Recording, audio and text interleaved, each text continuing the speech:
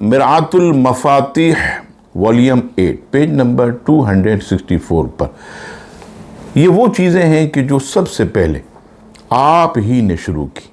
اس کی فہرست سنیے. سب سے پہلے آپ کے بال سفید ہوئے. اس سے پہلے کسی کے بال سفید نہ ہوتے تھے.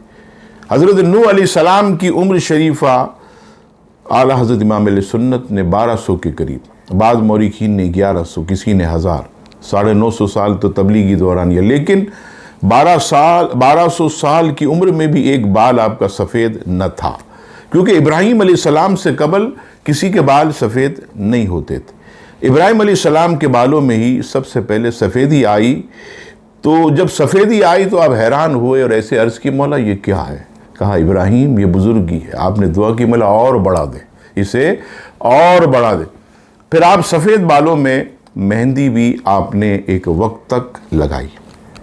اس سے پہلے کوئی مہندی بھی نہیں لگاتا تھا. سلا ہوا پاجامہ سب سے پہلے آپ نے پہنا.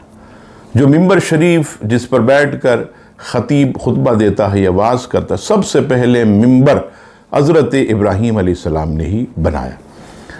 حضرت ابراہیم علیہ السلام سے پہلے راہ خدا میں کوئی لشکر جہاد کے لیے نہیں نکلا.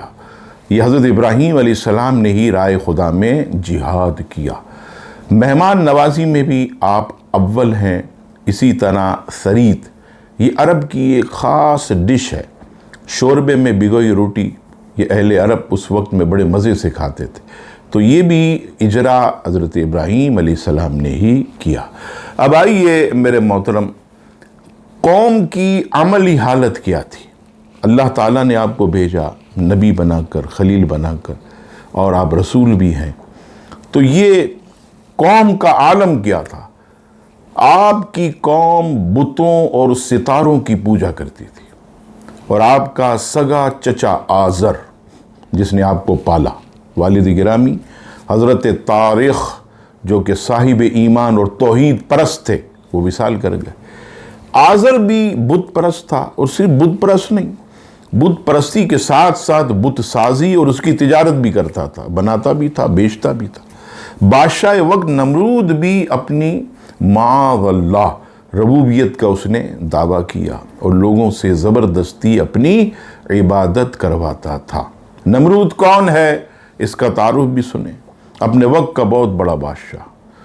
تفسیر ابن کثیر میں ہے کہ حضرت مجاہد فرماتے ہیں کہ دنیا مشرق و مغرب کی سلطنت رکھنے والے 4 افراد ہوئے، یعنی جس کو آپ کہہ لیں کہ پوری دنیا پر جن کی حکومت، وہ 4 افراد گزرے ایسے بادشاہ.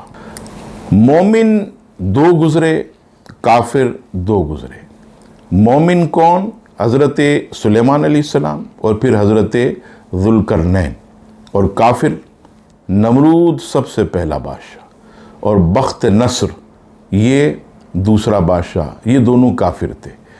اعلیٰ حضرت امام اہل سنت محدث بریلی فرماتے کہ نمرود کے محل کے دروازے پر ایک درخت تھا جس کا سایہ بالکل نہ تھا. جب ایک شخص اس کے نیچے آتا اس کے لائق سایہ ہو جاتا، دوسرا آتا تو 2 کے لائق ہو جاتا. غرض 1,00,000 تک آدمی اس کے سائے میں رہ سکتے، اور جہاں 1,00,000 سے ایک بھی زیادہ ہوا سب دوب میں آ جاتے. مزید فرماتے ہیں کہ اسی کا ایک حوض تھا جو پانی کا، بڑی بڑی جامع مسجد میں آپ جانتے ہیں جس میں لوگ وضو کرتے ہیں، تو اس کا ایک حوض تھا.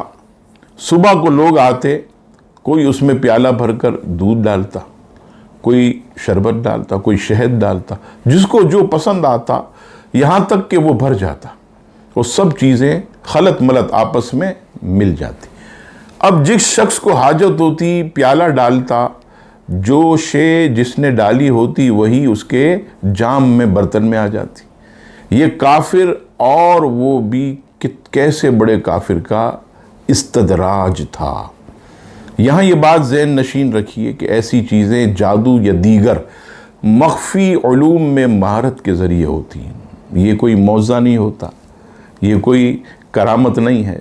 یہ کفار جو ہیں جادو کے ذریعے، اور جو ان کے پاس کالے علوم ہوتے ان کے ذریعے. اور یہ بھی کچھ بعید نہیں کہ بعض چیزیں سائنسی ترقی سے وقوع پذیر ہوتی ہیں، سب سے پہلے اسی نے اپنے سر پر تاج رکھا، یعنی نمرود نے۔ اسی کے ظلم و بربریت کا یہ عالم تھا کہ اپنی سلطنت کے زوال کے ڈر سے کاہنوں اور نجومیوں کے کہنے پر ہزاروں شیر خوار بچے اس خبیث نے قتل کروائے۔